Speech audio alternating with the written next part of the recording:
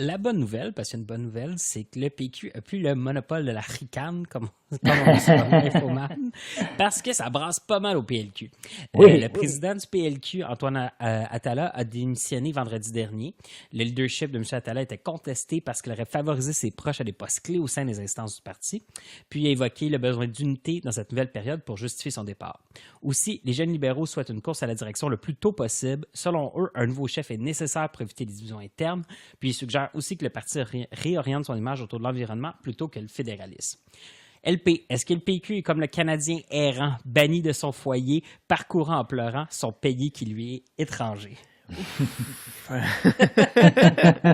Mais peut-être comme le quêteux du village qui fait le tour des villages, il cherche encore sa place. Peut-être. Il cherche un peu à se redécouvrir. Tu sais, je pense qu'on l'a vu dans les semaines, dans les mois derniers, plein de franges du Parti libéral qui commencent à jouer la joute politique. Puis je veux dire, je pense que même, euh, je me questionne, qu'est-ce que va devenir le Parti libéral je sais pas moi, dans 2 ans, disons. Tu sais, de vouloir une campagne c'est quand même un point qui m'a intéressé. C'est quoi? C'est l'aile jeunesse qui veut voyons, la course à la chefferie le plus rapidement possible. J'ai l'impression que c'est peut-être une mauvaise décision si on est encore en train de se questionner sur l'avenir sur certaines orientations du parti. En tout cas, j'ai l'impression qu'il y a beaucoup de questionnements en ce moment. On peut voir ça de deux côtés. Est-ce qu'on fait une course à la chefferie, puis on se fixe, ou on règle ces luttes internes-là, puis ensuite on a une meilleure idée de qui on est, de qui on veut devenir, pour ensuite élire un chef? J'ai l'impression qu'on va peut-être se retrouver dans une situation...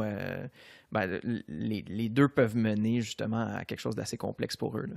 ce qui est sûr, c'est qu'en effet, le Parti libéral a plus cette image d'unité, puis un peu d'omerta qu'il y avait sous Jean Charest, puis même dans une certaine mesure chez Philippe Couillard. Je trouve que c'est un peu amusant quand même de voir toutes ces tensions-là, puis enfin de voir qu'il y a un peu de débat dans ce parti-là. Je pense que ça va leur faire vraiment le plus grand bien. On a vu dans les dernières semaines des gens comme Marois Risky justement critiquer l'austérité, puis souligner que le parti devrait faire un virage plus progressiste. On a vu des gens comme Sébastien Proulx dire que le parti devrait peut-être revoir ses positions sur la laïcité. Donc moi, j'ai quand même bien hâte de voir qu'est-ce qui va sortir de tout ça. C'est comme si peut-être l'establishment libéral avait comme perdu un peu de sa mainmise ou de son emprise sur le parti. Puis là, on voit que les électrons libres s'activent, mais j'ai l'impression qu'éventuellement, le parti va retrouver un peu ses esprits puis ses vieilles habitudes. Je sais pas, j'ai hâte de voir ce que ça va donner, mais j'ai l'impression que c'est peut-être qu'il y a eu beaucoup de départs aussi à l'intérieur du parti puis dans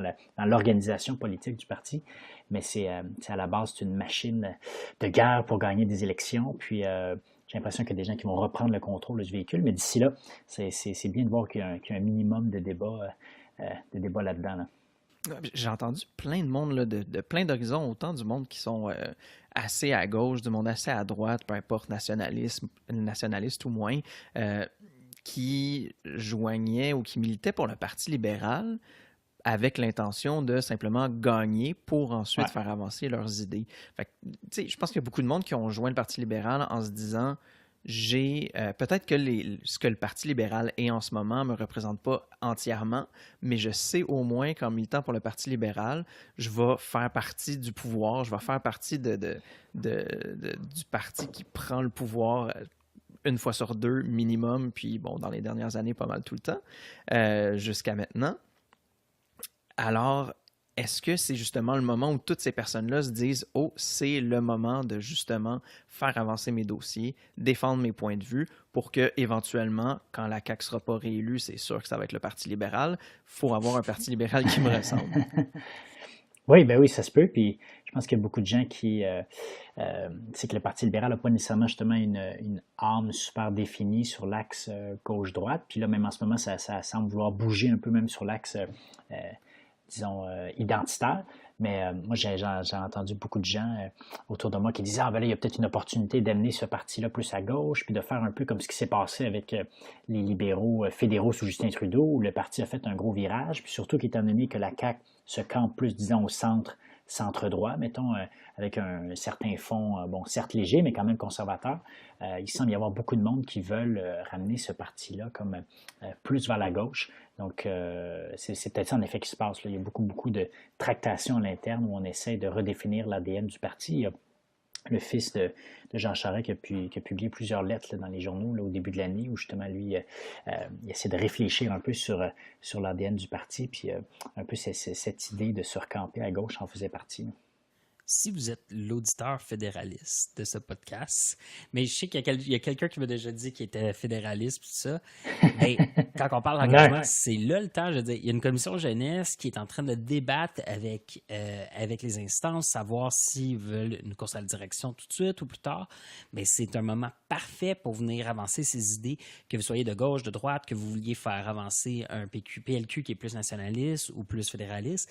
Mais c'est le moment d'aller s'engager parce que c'est là que vous allez pouvoir changer les choses à travers ce parti-là. Puis ce parti-là reste quand même un parti qui va être influent, puis je pense pas qu'il va disparaître du jour au lendemain. Bien, vous allez avoir une influence qui va être grande, puis c'est là que vous pouvez prendre du galon aussi dans le parti, quand le parti est à son plus faible, puis après ça, pouvoir vraiment influencer les choses dans le futur. Puis j'ajouterais que quand un parti est dans l'opposition, comme tu disais, c'est vraiment une opportunité de modeler le parti puis d'amener des idées parce que lorsque le parti arrive au pouvoir, bien là, le nombre d'employés politiques est décuplé, puis il y a beaucoup moins de marge de manœuvre, puis tout est contrôlé et scruté parce qu'on ne veut pas faire de dérapage, on ne veut pas faire d'erreur. Tandis que quand on est dans l'opposition, il y a vraiment... le bar est ouvert, si on veut, puis on est prêt à essayer plein d'idées. Puis je faisais tantôt le parallèle avec les libéraux là, sur Justin Trudeau, mais tu sais, toute leur idée de légaliser le cannabis, par exemple, tu sais, ça ne serait jamais arrivé si le parti, je pense, n'avait pas été troisième dans les sondages, puis s'il n'essayait pas justement de se renouveler, puis d'amener toutes sortes d'idées. Puis si ce parti-là avait été très près du pouvoir, je ne pense pas qu'il aurait pris le risque de proposer cette idée-là. Donc, je rejoins ton point que quand un parti est au plus bas, c'est souvent là qu'il y a le plus de possibilités d'amener des idées qui originales, là, qui sortent du cadre. C'est sûr qu'il y en a qui prennent un petit peu plus de temps dans l'opposition ou comme deuxième opposition pour se décider, mais bon, on en a déjà parlé d'eux autres.